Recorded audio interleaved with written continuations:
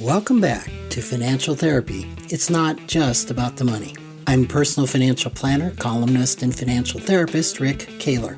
Research tells us that 90% of all financial decisions are made emotionally, not logically. For nearly 4 decades, I've been helping people make better money decisions. So what makes my financial worldview different from most financial experts? I blend the nuts and bolts of financial advice with the emotions that drive making them. Good money decisions are not just about the money. So let's get started with today's episode.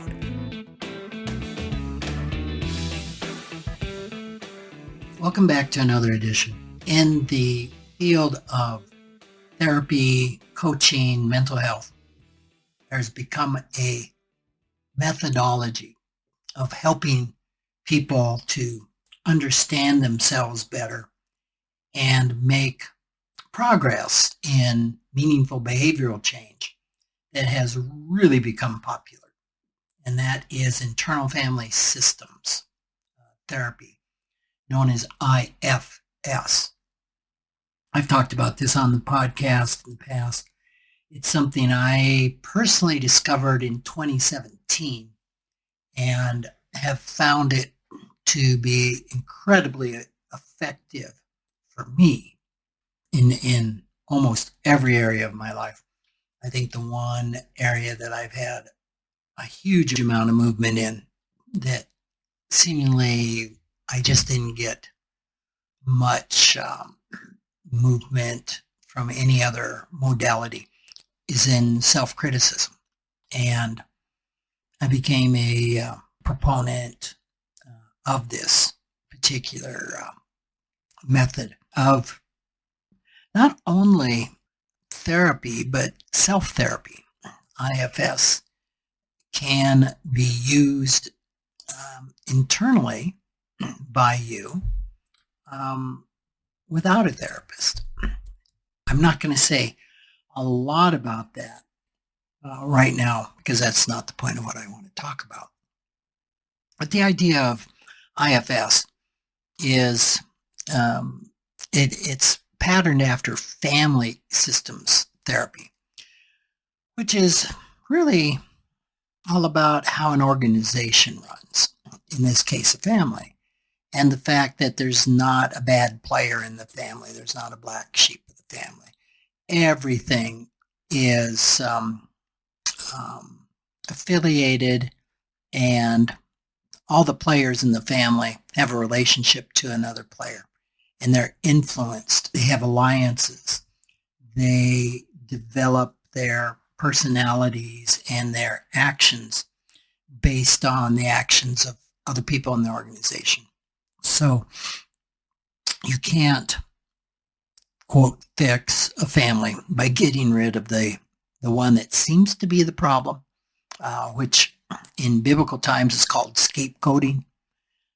Scapegoating is as human as humanity is. That is, if we could just get rid of this one person, of this one segment, of this one division, of this one race, then everything will be fine.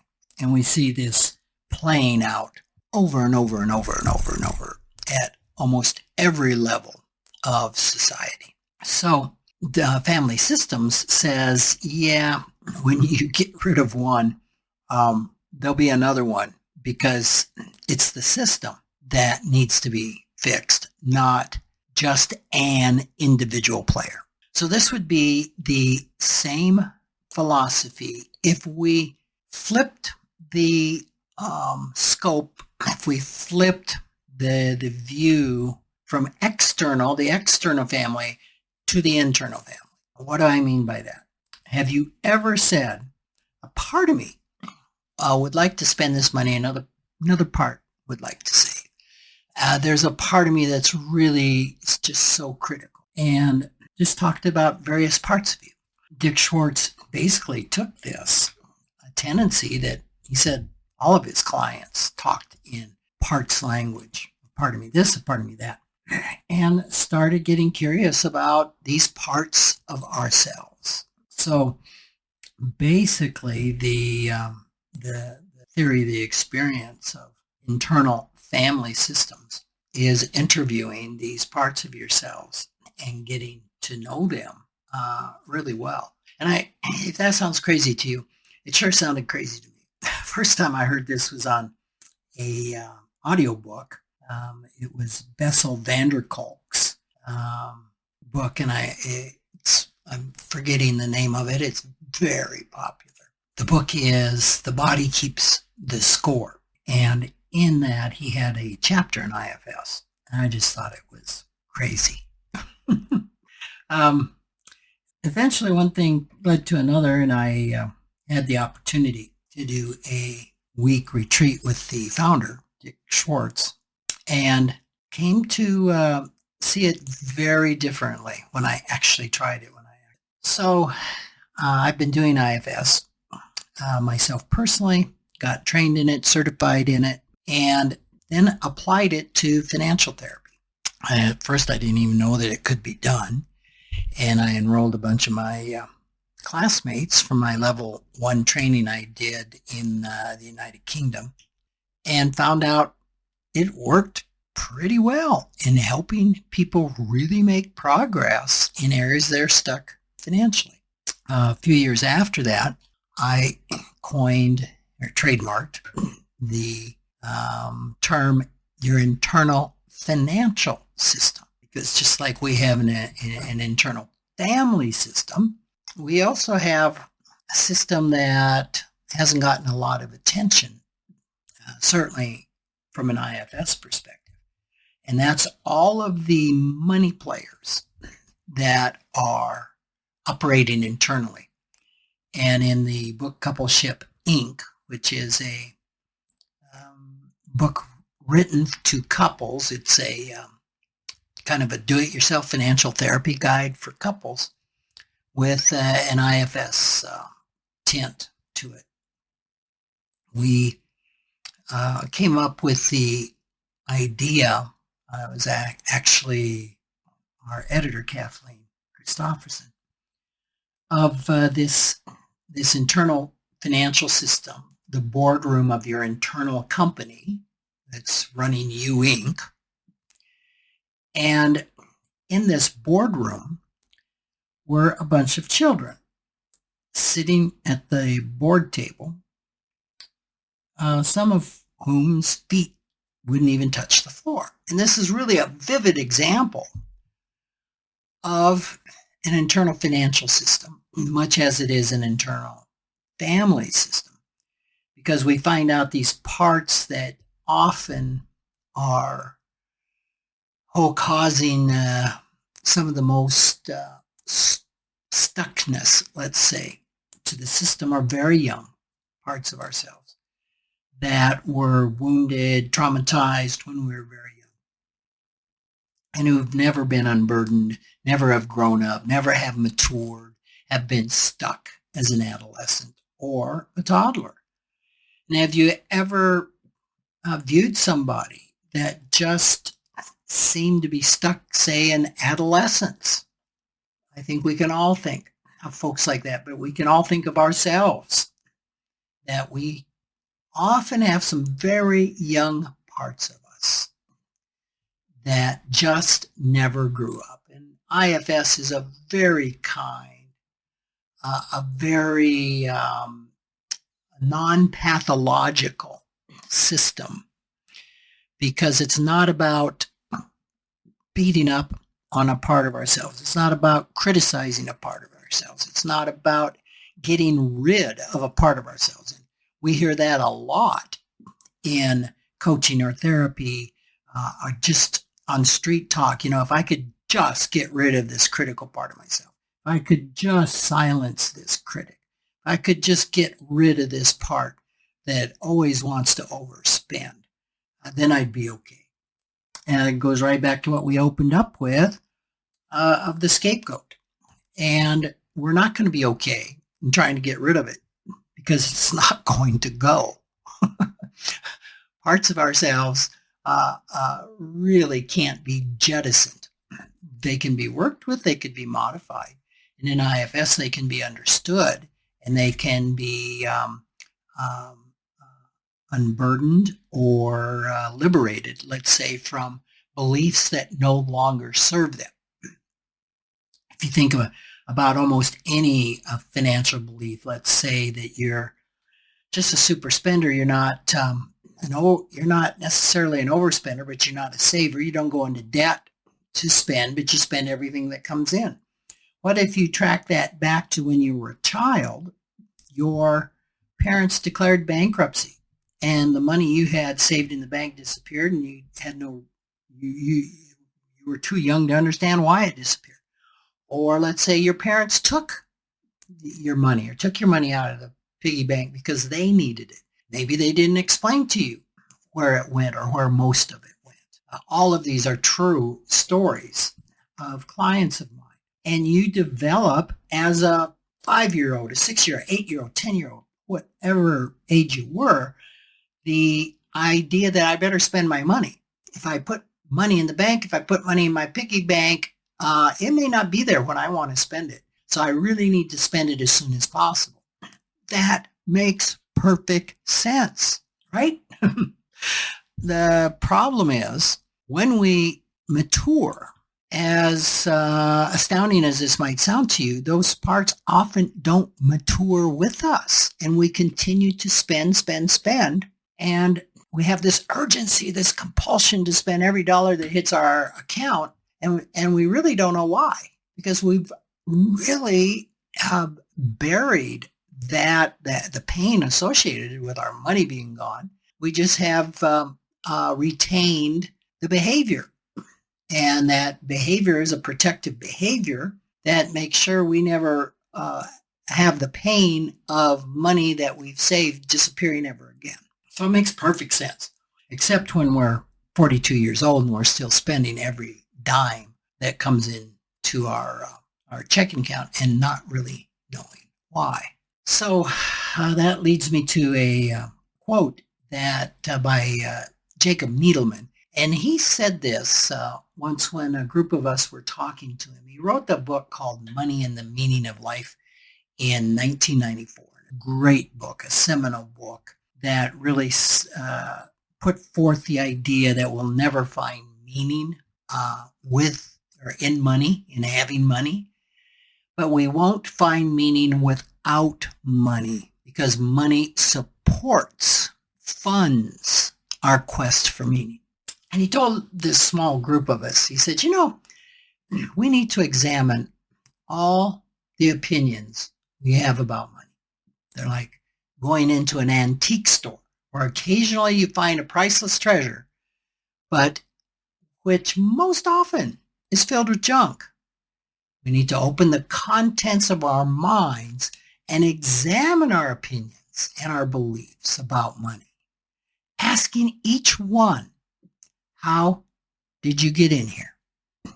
Now, Jacob Needleman knew nothing about IFS. He knew nothing about parts. He knew nothing about burdens. He knew nothing about money scripts.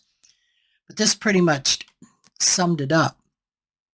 When he said we need to examine all the opinions we have about money, this is part of the quote that emphasizes the importance of critically analyzing our thoughts and our viewpoints related to money.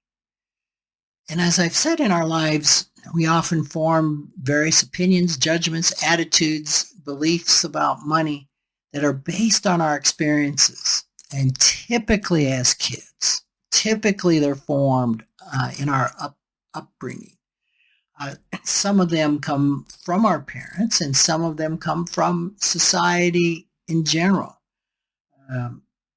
We used to say, when I worked with the Clonces, Ted would say that the average child pretty much had their worldview formed by 10 years old. And we deducted that most money scripts formed by the time somebody's 10 years old. And I think a study of IFS methodology and theory would support that. It's so many of our belief systems, so many of our extreme beliefs are formed as young children. And then when Needleman said that they're like going into an antique store where occasionally you find a priceless treasure, but most often it's filled with junk. I know that's my um, opinion of most antique stores. It would not be my wife's opinion.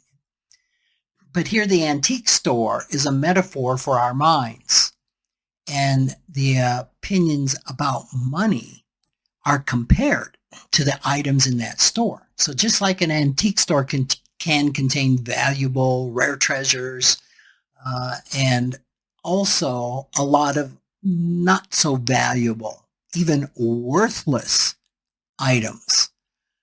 Our thoughts about money can be a mix of valuable insights. That doesn't mean every one of our beliefs about money is wrong or incorrect, but we have a lot of beliefs about money that are really unhelpful, extreme, outdated, just not true in certainly in adulthood. The last part of his quote was, we need to open the contents of our minds and examine our opinions and beliefs about money, asking each one, how did you get in here? And in this part, he urges us to really inspect and question all of our thoughts about money. How did you get in here? And this is exactly what we're doing in IFS. We're interviewing those parts of ourselves, those beliefs of those parts of ourselves, and becoming curious. What's the story?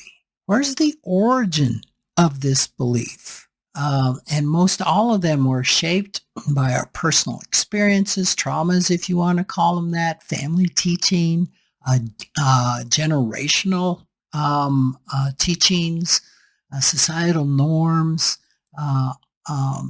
just all sorts of ways that we can form these beliefs. So understanding the source and of our beliefs can really help us judge the validity that they bring to us in the here and now, today, and whether they're still relevant or useful to our lives. So that's a lot to get out of a quote, but that's exactly what he was encouraging us to do, was really examining our internal financial system's money beliefs, money scripts, if you would. In IFS terminology, a money script is a money burden. So these beliefs are called burdens because oftentimes they are extreme and they're just not serving us anymore. They did at one point in time, usually when we were younger, but they have changed. So the question is, how can I determine? How can I do this? How can I go into this antique store and determine what is a priceless gem and what is most often junk? How can I examine each one of them and ask, how did you get in here? There's many ways to do this. I've gone through some of the ways in some of the books that I've co-authored. Financial Wisdom of Ebenezer Scrooge, the Wired for Wealth. I had to look at my book stand to remember the title, which is written on money scripts, and Facilitating Financial Health. All of those references have various exercises in them to help you take a time out and find out what do I believe about money? What do all these parts of me believe about money? One of the quickest and easiest ways to start this journey, it's not the be-all end-all, is the Klontz Money Script Inventory, the KMSI-R. That's available. I think you can find that online if you do a search. If you need a copy of that, reach out to me at rick@rickkahler.com, and I can send you. It's a 2-page survey that you fill out. It has 32 questions. You should be able to do it in 10 minutes. And then you can score it, and it will also score your 32 money scripts as to which category they fall in. are most of them money avoidant, about money worship, about money status, or about money vigilance. And we've talked about that before, I think around maybe around the 20s, podcast around the 20s, where we went into each category of money script. So that can start the ball rolling. It's not the end all. It's start the ball rolling, because the average person, based in the observance of people when we were doing week-long workshops on financial therapy, was the average person had 50 to 200 money scripts. So this just gives you a little taste. So you want to take a look at those money scripts. If you're going to do the KMSI, you want to circle those that you agree with or strongly agree with. And typically those are what I would call your top money scripts, your most extreme money scripts. And probably the ones that are tripping you up the most. And just as a bit of review, a money script is an unconscious, unexamined belief. Like I said, they operate 24/7. We often have 50 to 200 of them, formed early in life, typically formed from some type of trauma or drama in our life. And as I've alluded to, they're formed with good intentions. They actually worked. Money scripts are partial truths and partial falsehoods, I guess I should say. And like a script to a play, it works well in the right circumstances. Spending your money immediately when it comes in works well when you cannot save it reliably, and it may be gone. So spending works perfectly. But when the play changes, if you keep up with the script from another play, it's going to usually not end well, which would be spending all your money into adulthood as soon as it hits the checking account. The most ingrained money scripts will have words like are, always, never, is, will into that money script statement. Money is bad. I have to work hard for money. Money is evil. Money is good.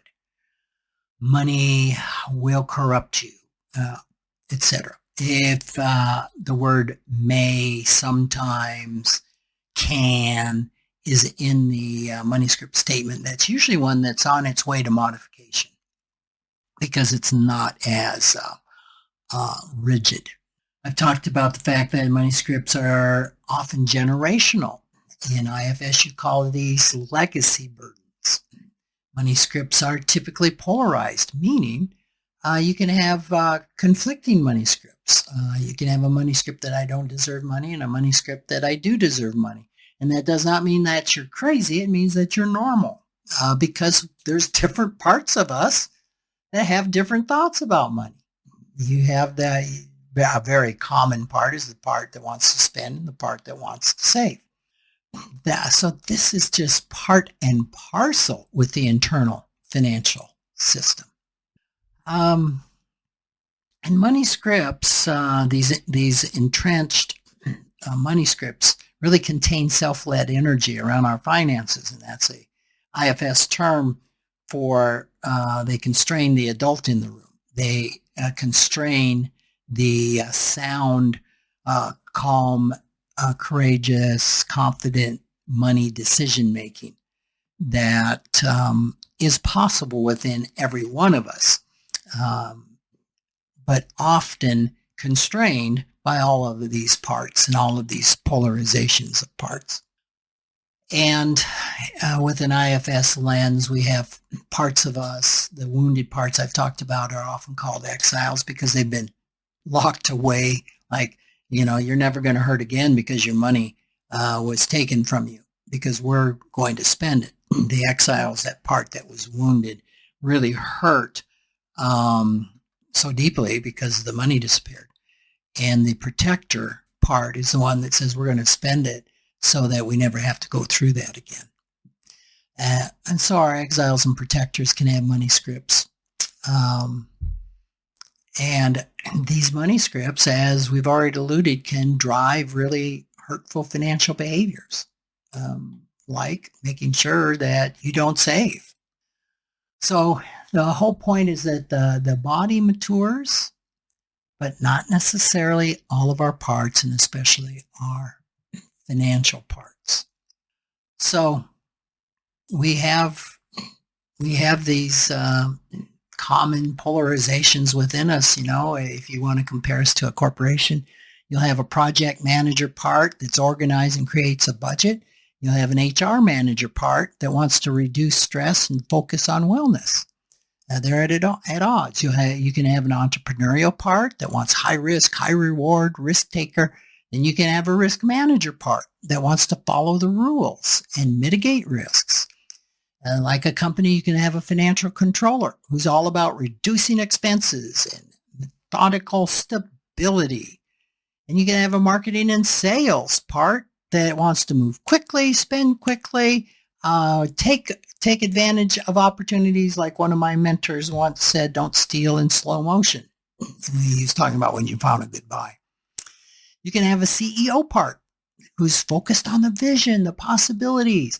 And you have the operation manager, as one of my friends once said, that can act like a gun on turrets, grinding toward its target, ready to shoot it down. It's all about practical solutions and processes.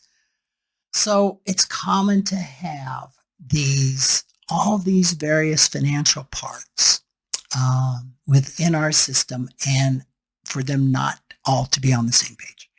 And it is completely possible to get all these parts working together in a well-oiled internal financial company. And that's what IFS Informed Financial Therapy is all about. So, well, thanks for joining me. Take care, and I look forward to speaking with you again next time. Thanks for joining me, Rick Kahler, for another episode of Financial Therapy. It's not just about the money. This is where I combine the nuts and bolts of financial advice with the emotions that drive making them. Remember, every financial behavior, whether it appears illogical to you or others, makes perfect sense when we understand the underlying beliefs, feelings, and thoughts. Sign up for my weekly blog at financialawakenings.com. I hope you'll join me again for our next episode.